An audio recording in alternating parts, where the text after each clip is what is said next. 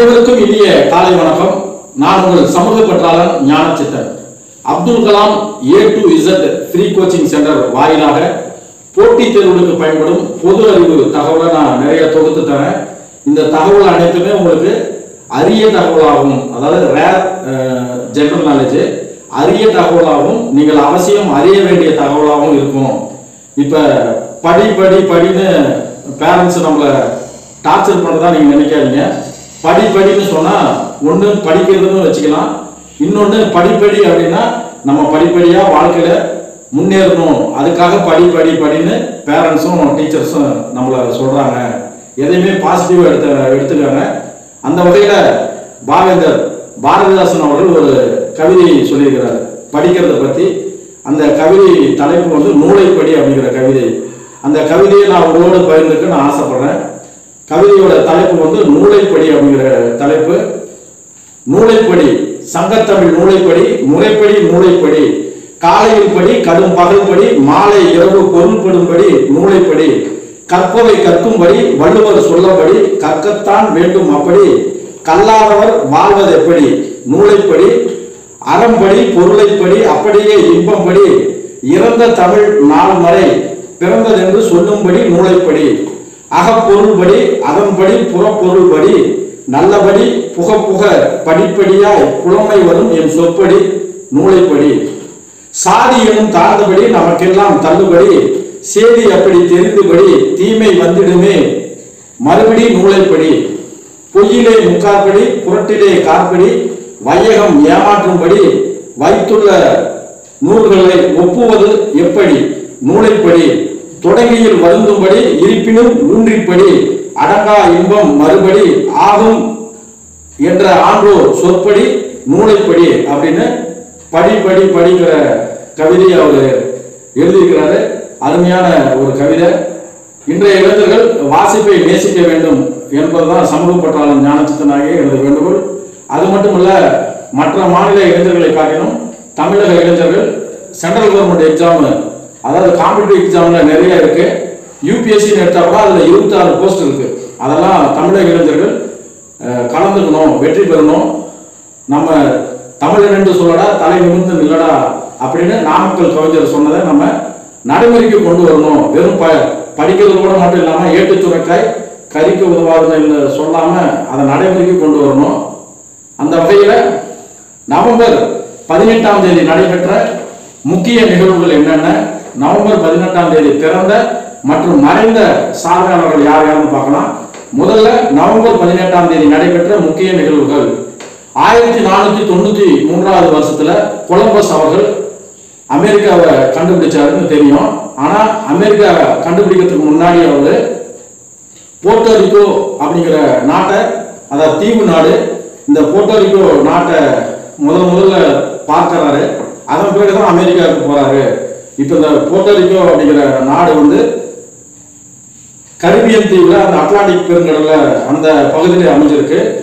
அதாவது இத்தாலிய நாடு மட்டுமல்ல, நிறைய நாடுகள் வந்து போட்டி போடுது. அதாவது போர்ச்சுகல், ஸ்பெயின், இத்தாலி, இந்த மாதிரி ஒவ்வொரு நாடும் ஐரோப்பிய நாடுகள்ல ஒரு போட்டி வருது. குறிப்பா இந்தியாவை கண்டுபிடிக்கணும் அப்படிங்கிற போட்டியில தான் கொலம்பஸ் அவர்கள் இந்தியாவுக்கு வரணும்னு நினைச்சு அமெரிக்காவுக்கு திசை மாறி வழி மாறி அமெரிக்காவுக்கு போயிட்டாரு. வாஸ்கோ ட காமா அவர்கள் இந்தியாவுக்கு ஆப்பிரிக்கா வழியா நன்னம்பிக்கை முனை வழியாக இந்தியாவின் கேரள மாநிலத்தின் கள்ளிக்கோட்டை, கோழிக்கோடு, கலிக்கட் அப்படிம்பாங்க. இந்த 3 பேரும் அதே தான், ஒரே இதுதான். அந்த வாஸ்கோ ட காமா இந்தியாவுக்கு வந்த முதல் ஐரோப்பிய மாலுமி. இப்ப கிறிஸ்டோபர் கொலம்பஸ் வந்து 1493ஆம் வருஷத்துல போர்ட்டோரிக்கோ அப்படிங்கிற அந்த தீவை கண்டறிந்தார். போர்ட்டோரிக்கோ அந்த தீவோட தலைநகர் வந்து சான் ஜீவான் அப்படிங்கிற தலைநகர், அதனுடைய தலைநகர். அடுத்ததாக 1918ஆம் ஆண்டு லாட்வியா நாடு வந்து ரஷ்யாவிடமிருந்து விடுதலை பெற்றது. இந்த லாட்வியா நாடு வந்து ஐரோப்பிய கண்டத்தில் ஒரு நாடு. அதனுடைய தலைநகர் வந்து ரீகா. அதனுடைய கொடி வந்து மேலே சிவப்பு, நடுவில் வெள்ளை, கீழே சிவப்பு, அதனுடைய தேசிய கொடி. இப்போ ஐரோப்பா கண்டத்தில் இருக்கிற மொத்தம் 48 நாடுகளில் இதுவும் ஒன்று. இப்போ ஐரோப்பா கண்டனம் பார்க்கும்போது அந்த ஐரோப்பா கண்டத்தை பற்றி நிறைய ஜிகே இருக்குது. அதாவது பரப்பளவில் 2வது இடத்துல கண்டத்தில் 2வது இடத்துல ஐரோப்பா இருக்குது. அது மட்டும் இல்லை, உலக நிலப்பரப்பில் வந்து 6.8% ஐரோப்பா கண்டம் இருக்குது. வடக்கே வந்து ஆர்டிக் பெருங்கடலும், தெற்கே வந்து மத்திய பெருங்கடலும், கிழக்கே வந்து கருங்கடலும், மேற்கே வந்து அட்லாண்டிக் பெருங்கடலும் இருக்குது. இந்த 4 தான் அது ஐரோப்பா கண்டத்துடைய எல்லை. ஐரோப்பா கண்டத்தில் மிகப்பெரிய நாடு ரஷ்யா நாடு, மிகச்சிறிய நாடு வந்து வாடிகன் சிட்டி. வாடிகன் சிட்டி தான் ஐரோப்பா கண்டத்தில் இருக்கிறது மிகச்சிறிய நாடு. Not only Europe continent but also entire வேர்ல்டுலேயே, உலகத்திலே மிக சிறிய நாடு எது அப்படின்னு பொது அறிவு கேட்பாங்க. அந்த கேள்விக்கு பதில் வந்து வாட்டிகன் சிட்டி. இதனுடைய சுற்றளவு வந்து 1 கிலோமீட்டர் தான். அங்கே தான் இது வந்து ரோமுக்கு பக்கத்தில் இருக்குது. அந்த ரோமுக்கு பக்கத்தில் இருக்கிறதுனால கத்தோலிக், அதாவது கிறிஸ்தவர்களின் புனித இடமா இந்த வாட்டிகன் சிட்டி திகழுது. அடுத்ததாக ஐரோப்பா கண்டத்தை வச்சு தான் மையப்படுத்தி தான் தொழில் புரட்சி எல்லாமே அதை சார்ந்து தான் நடைபெற்றுச்சு. குறிப்பாக முதல் உலகப் போர், அதாவது 1914 18 வரைக்கும் முதல் உலகப் போரும், 1939 1945 வரைக்கும் 2வது உலகப் போரும் நடைபெற்றுச்சு. அது மட்டும் இல்லை, அயர்லாந்து, இங்கிலாந்து, ஸ்காட்லாந்து இந்த நாடுகளெல்லாம் சேர்ந்து ஸ்காண்டினேவியன் கண்ட்ரின்னு சொல்லுவாங்க. அது மட்டும் இல்லை, இப்போ ஐரோப்பா கண்டத்தில் இருந்து தான் ஏற்கனவே நான் சொன்ன மாதிரி போர்த்துகீஸ், பிரான்ஸு, இத்தாலி இந்த மாதிரி நாடுகளில் போட்டி ஏற்பட்டுச்சு. அதாவது கடல் பயணத்தை போட்டி ஏற்பட்டுச்சு. கப்பல் மாலுமிகள் வந்து ஒவ்வொரு நாட்டிலேருந்தும் கிளம்பி வந்தாங்க. அப்படி வந்தது தான் அமெரிக்கா, ஆஸ்திரேலியா, ஆப்பிரிக்கா, இந்தியா போன்ற நாடுகள் வந்து கண்டுபிடிக்கப்பட்டது. மொத்தத்தில் 193 நாடு உலகம் பூரா இப்போ இருக்குது. அதில் வந்து 48 நாடு ஐரோப்பா கண்டத்தை சார்ந்தது. அதாவது 200ன்னு வச்சிங்கன்னா அதில் ஒரு 50 நாடு, அதாவது 4ல் 1 பங்கு ஐரோப்பா கண்ட நாடுகள் இருக்குது. அடுத்ததாக பார்த்தோம்னா 1926ஆம் ஆண்டு புகழ்பெற்ற ரஷ்ய எழுத்தாளர் ஜார்ஜ் பெர்னாட்ஷா அவர்களுக்கு வந்து நோபல் பரிசு இலக்கியத்திற்காக அறிவித்தாங்க. ஆனால் அவர் வந்து நோபல் பரிசு வந்து நான் வாங்க மாட்டேன் அப்படின்னு சொல்லி தன்னுடைய மறுப்பை தெரிவித்தார் அந்த தினம் இன்னைக்கு. அடுத்ததாக பார்த்தோம்னா 1928ஆம் ஆண்டு அமெரிக்காவில் வால்ட் டிஸ்னி அவர்கள் முதல்ல மோஷன் பிக்சர் அந்த சவுண்ட் எஃபெக்டோட, அதாவது நகரம் மோஷன் பிக்சரில் சவுண்ட் எஃபெக்டோட வெளியிட்டார். நீராவி படகு லில்லி அப்படிங்கிற அந்த பிக்சர் பேர். அந்த நிகழ்வு நடைபெற்ற தினம் இன்னைக்கு. அடுத்ததாக 1963ஆம் ஆண்டில் அலெக்சாண்டர் கிரஹாம் பெல் அவங்க வந்து டெலிஃபோனை கண்டுபிடிச்சாங்க. டெலிஃபோன் அப்படின்னா, டெலி அப்படின்னா தொலைவில் உள்ள இடம், டெலி அப்படின்னாவே தொலைவு, ஃபோன் அப்படின்னா ஃபோன் அப்படிங்கிறது வந்து ஒலி. இப்போ பொனிட்டிக்ஸ் அப்படிம்பாங்க. பொனிட்டிக்ஸ் அப்படின்னா நம்ம பேசுகிற அந்த சவுண்ட் எஃபெக்ட் தான் பொனிட்டிக்ஸு. இப்போ டெலிஃபோன்னா தூரத்தில் அறிவிக்கின்ற ஒளி, அதான் அறிகின்ற ஒளி, நம்ம தெரிஞ்சுக்கிற ஒளி தான் டெலிஃபோன், அதனுடைய ஷார்ட் ஃபார்மு. இப்போ அலெக்சாண்டர் கிரஹாம் பெல் வந்து 1876ஆம் ஆண்டில் டெலிஃபோனை அதாவது தொலைபேசியை கண்டுபிடிச்சாரு. அதுக்கு அடுத்ததாக அதே ஆண்டில் 1876 மார்ச் 7ஆம் தேதி வந்து அதற்கான காப்புரிமை பெற்றார், பேட்டன் ரைட்டு வாங்கினார். அடுத்ததாக 1877 அந்த டெலிஃபோன் பெல் அப்படிங்கிற டெலிஃபோன் கம்பெனியை ஆரம்பித்தார். அதன் பிறகு அவருடைய வாழ்க்கை தலைகளாக மாறிடுச்சு. எப்படின்னா, இப்போ அலெக்சாண்டர் கிரஹாம் பெல் வந்து எடுத்த உடனே அவருடைய கண்டுபிடிப்பை இந்த உலகம் ஏற்றுக்கொள்ளலை. என்னையா இதெல்லாம் இப்படி அப்படின்னு சொல்லி அவரை வந்து அலகழிச்சு அங்கேயும் இங்கேயும் கேலி கிண்டல் செஞ்சு அதை புறக்கணிச்சுக்கிறாங்க. அப்புறம் கடைசியாக ஒரு அறிவியல் எக்ஸிபிஷன் வைக்கும்போது பிரேசில் நாட்டு மன்னர் இதை பற்றி நல்லா இதனுடைய யூசேஜ் நல்லா பிடிச்சி போய் அவர் யூஸ் பண்ணிக்கிறார், பிரேசில் நாட்டு மன்னர். அதன் பிறகு தான் அவருடைய பயன்பாட்டுக்கு பிறகு தான் தொலைபேசி வந்து உலகம் பூரா ஃபேமஸ் ஆனிச்சு. அப்போ இந்த இதுலேருந்து நம்ம என்ன தெரிஞ்சுக்கணும்னா, எந்த ஒரு கண்டுபிடிப்புமே சரி, மகத்தான கண்டுபிடிப்பு உடனே இந்த உலகம் நம்மளை ஏற்றுக்காது, படிப்படியாக தான் ஏற்றுக்கணும். அதனால் நீங்களும் நீங்கள் ஏதாவது ஒன்று செய்யணும்னா இந்த உலகம் வந்து உதாசீனப்படுத்தும், அதை நீங்கள் பொருட்படுத்தாமல் உங்கள் லட்சியத்தை நோக்கி நீங்கள் நடைபோடுங்கிறதுக்கு தான் அந்த மெசேஜ் தான் அலெக்சாண்டர் கிரஹாம் பெல்லுடைய வாழ்க்கை. அடுத்ததாக 1971ஆம் ஆண்டில் ஓமன் நாடு, அதாவது ஓமன் நாடுங்கிறது வந்து தென் மேற்கு ஆசியாவில் இருக்கிற ஒரு நாடு. அதாவது இந்த நாடானது அரேபிய தீபகற்பத்தில் இருக்கு. இதனுடைய தலைநகர் வந்து மஸ்கட் அப்படிங்கிறது அதனுடைய தலைநகர். இந்த ஓமன் நாட்டுடைய நாணயம் வந்து ஓமன் ரியால் அப்படிங்கிறது தான் இதனுடைய நாணயம். அது மட்டும் இல்லை, இதுக்கு நிறைய அதாவது சுற்றுலா தலங்களில் புகழ்பெற்ற இடம் ஓமன் நாடு. பாக்லா சிட்டி அப்படிங்கிற இடத்துல வந்து மண்பாண்டம் தயாரிக்கிற இடத்துல புகழ்பெற்ற இடம். இப்போ எப்படி நம்ம கரூர் நாமக்கல் எல்லாம் வந்து லாரி பஸ்ஸு பாடி கட்டுற இடம் ஃபேமஸ்ஸு.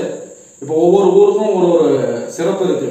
இப்போ பழனின்னா பஞ்சாமிர்தம், திருப்பதினா லட்டு, திருநெல்வேலினா அல்வா. அந்த மாதிரி இந்த ஓமனில் இருக்கிற பாக்லா நகரம், பாக்லா சிட்டி வந்து மண்பாண்ட தொழிலுக்கு, அதாவது டெரகோட்டாம்பாங்க, மண்பாண்ட தொழிலுக்கு புகழ்பெற்ற இடம். அடுத்ததாக ஓமன் நாட்டில் மீன் உற்பத்தி, பேரிச்சம்பழம் உற்பத்தியில் அதிக உற்பத்தி பண்ணுறாங்க. உலகம் பூரா எக்ஸ்போர்ட் பண்ணுறாங்க. அந்த நாட்டுடைய வருமானம் இதை பேஸ் பண்ணி தான் இருக்குது.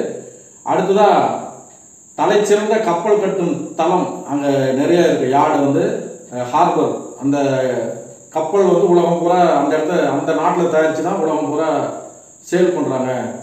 அதுக்கு அடுத்ததாக இந்தியா, பாகிஸ்தான், இலங்கை போன்ற ஆசிய நாடுகளில் இருக்கிற பெரும்பாலான இளைஞர்கள் அங்கே போய் வேலை செய்கிறாங்க.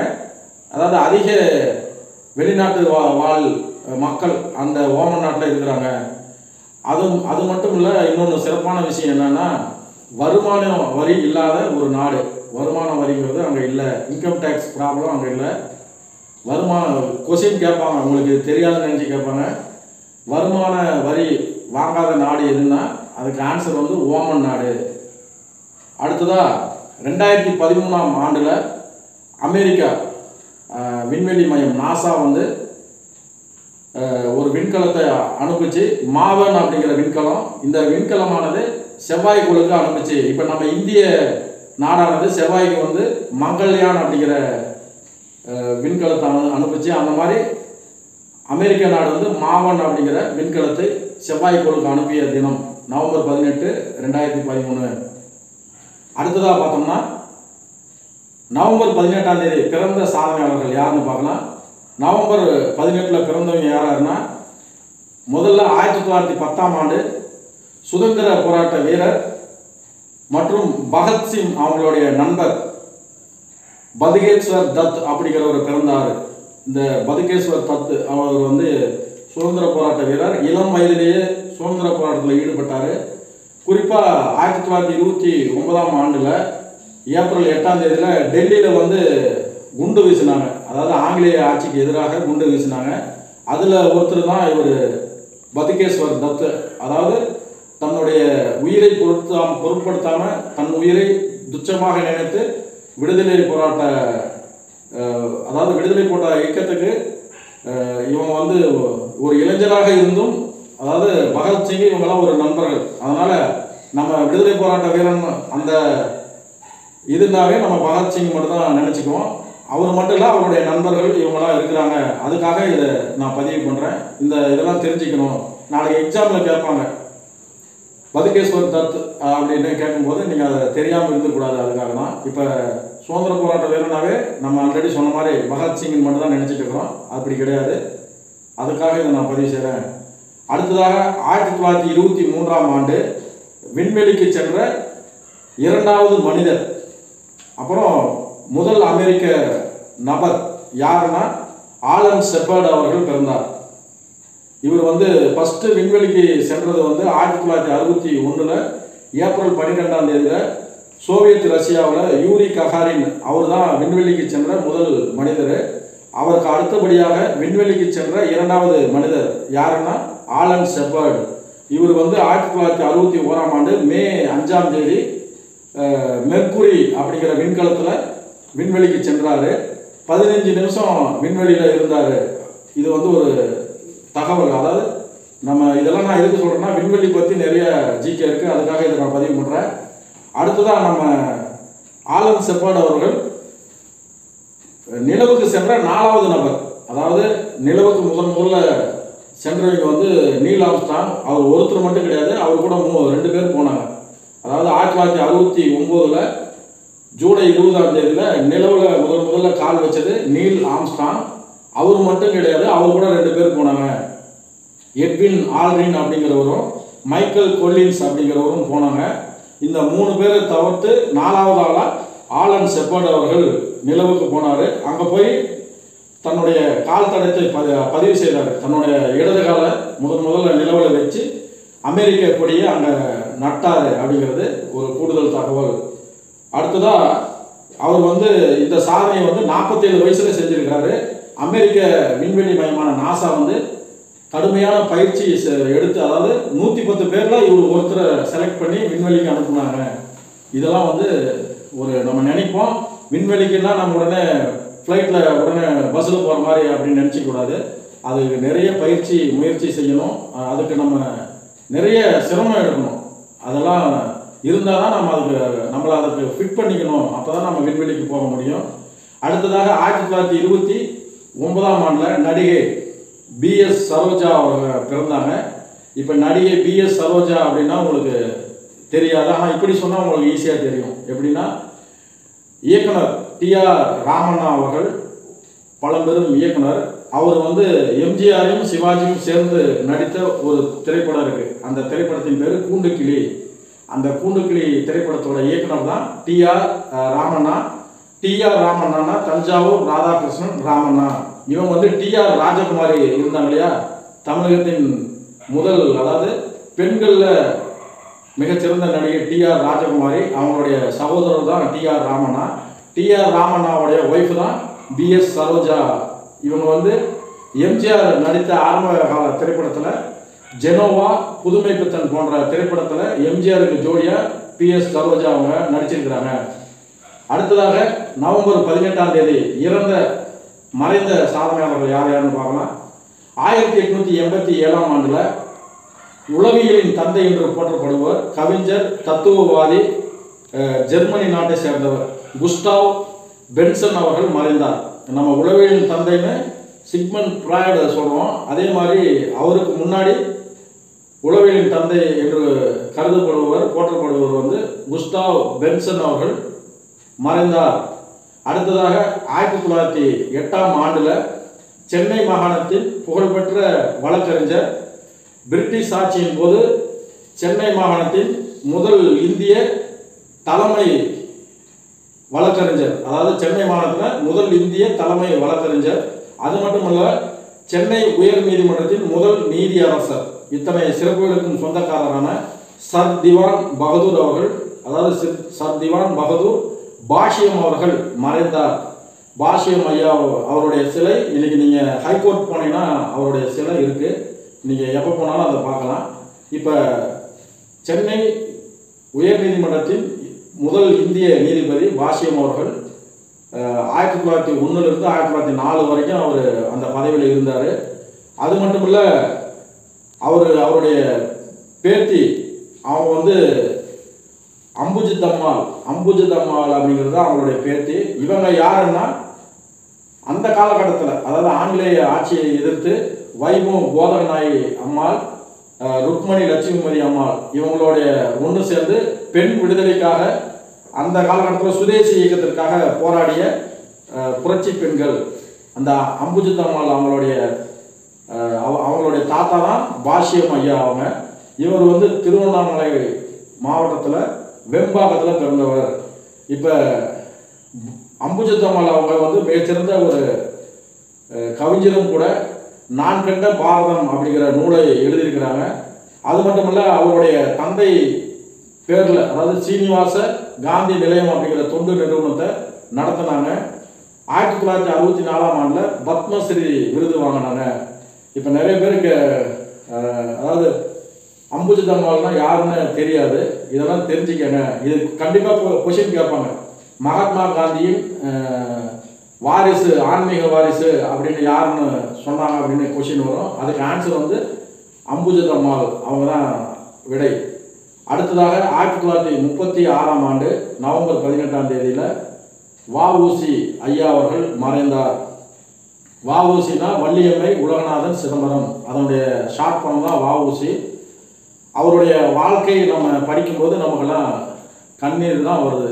ஏன்னா தன்னுடைய தாய் நாட்டுக்காக தன்னுடைய சொத்து சுகங்களை எல்லாம் விற்று ஆங்கிலேயர்களுக்கு எதிராக சுதேசி நாவாய் சங்கத்தை ஏற்படுத்தி கப்பல் வாங்குறாரு. SS கலியா, SS லாவோ அப்படிங்கிற 2 கப்பலை வாங்குறாரு.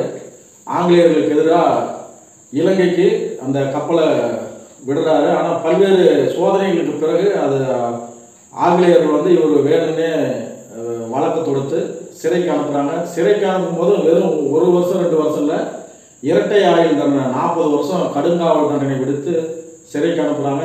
சிறைக்கு தான் அனுப்பினாலே அப்படின்னு விடாமல் அங்கே போயிட்டு கடுமையான கல் உடைக்கிறது, சணல் அந்த சாக்கு ரெடி பண்ணுறது, அது மட்டும் இல்லை செக்கு இழுக்கிறது. அதாவது மாடுக்கு பதிலாக செக்கு இழுக்க வச்சாங்க. அதனால் அவருக்கு செக்கு இழுத்த செம்மல், கப்பலோட்டிய தமிழன் அப்படின்னு சிறப்பு பெயர்கள் இருக்குது. அது மட்டும் இல்லை, அவர் நிறைய அவருடைய வாழ்க்கை நம்ம படிக்கும்போது நம்மளுக்கு கண்ணீர் தான் வருது. அந்த மாதிரி கஷ்டப்பட்டுருக்கிறாரு. சிறையிலிருந்து விடுதலை ஆகும்போது அப்போ சிறையில் இருக்கிற அதிகாரிகள்லாம் கேட்குறாங்க, என்னப்பா நீ விடுதலை ஆகிற, உனக்கு சந்தோஷம் இல்லையா அப்படின்னு. அப்போ வந்து அவர் சொல்கிறாரு, என் தாய் நாட்டுக்கு விடுதலை கிடைச்சாதான் எனக்கு சந்தோஷம், நான் விடுதலை ஆகிஞ்சு என்ன பண்ணுறது அப்படின்னு தன்னுடைய நாட்டுப்பற்றை வெளிப்படுத்தியிருக்கிறாரு. கடைசி காலத்தில், அதாவது இறக்கும் தருவாயில் அவர் வந்து சைவ வேளாளர் மரபை சார்ந்தவர். அவங்க இறக்கும்போது வந்து சிவபுராணம் அப்படி தான் பாடுவாங்களாம். ஆனால் வஉசி ஐயா அவர்கள் இறக்கும் தருவாயில் மகாகவி பாரதியார் அவர்களுடைய பாட்டை பாட சொல்லி அவருடைய உயிர் பிரிஞ்சிருக்கு. அந்தளவுக்கு பெற்ற தாயும் பிறந்த பொன்னாடும் நற்ற வாரினும் நனி சிறந்தனவேன்னு மகாகவி பாரதியார் அவர்கள் சொல்லுவார். அதன்படி தாய் நாட்டை தன் உயிரை விட மேலாக நேசித்திருக்கிறாரு. அவருடைய வாழ்க்கை இன்றைய இளைஞர்களுக்கு மிகப்பெரிய ஒரு பாடம். நாட்டுப்பற்றும் மொழி பற்றும் ஒரு மனிதனுக்கு மிக மிக அவசியம். அந்த வகையில் வஉசி ஐயா அவர்கள் சிந்திய ரத்தம், அவர் சிந்திய வேர்வை தான் நம்ம இன்னைக்கு வந்து ஒரு சுதந்திர காற்றை சுவாசித்து கொண்டு இருக்கிறோம். அவர் விதைத்த விதை தான், அவர் போட்ட அந்த விதையில் முளைச்ச மரத்தில் தான் நம்ம இன்னைக்கு இலைப்பாரி கொண்டு இருக்கிறோம். அவர் வளர்த்த மரத்துக்கடியில் தான் நம்ம இன்னைக்கு நிழலில் உட்காந்துட்டு சுகமாக இருக்கிறோம். அதுக்கு காரணம் வஉசி ஐயா. அவருடைய புகழ் என்றென்றும் வாழணும். இந்த இளைஞர்களை அவருடைய வாழ்க்கையை ரோல் மாடலாக எடுத்துக்கணும். அடுத்ததாக 1962ஆம் ஆண்டு இயற்பியல் அறிஞர், அதாவது அணுவியல் தந்தை என்று போற்றப்படும் நீல்ஸ் போர் அவர்கள் டென்மார்க் நாட்டில் மறைந்தார். அவர் வந்து இயற்பியல் துறையில் வல்லுநர். அவர் செஞ்ச ஆராய்ச்சி அணுவியல், அந்த இதில் மிகப்பெரிய ஒரு மாற்றத்தை கொண்டு வந்தார். அணு, அதாவது ஒரு தனிமம் அப்படின்னா அணு இருக்கும், எலக்ட்ரான் இருக்கும், புரோட்டான் இருக்கும். அதில் வந்து அந்த அணுவோடைய இதில் எலக்ட்ரான் இருக்குதுன்னு அவனுடைய இயக்கத்தை கண்டுபிடிச்சார். அந்த எலக்ட்ரானுடைய தன்மையை ஆராய்ஞ்சார்.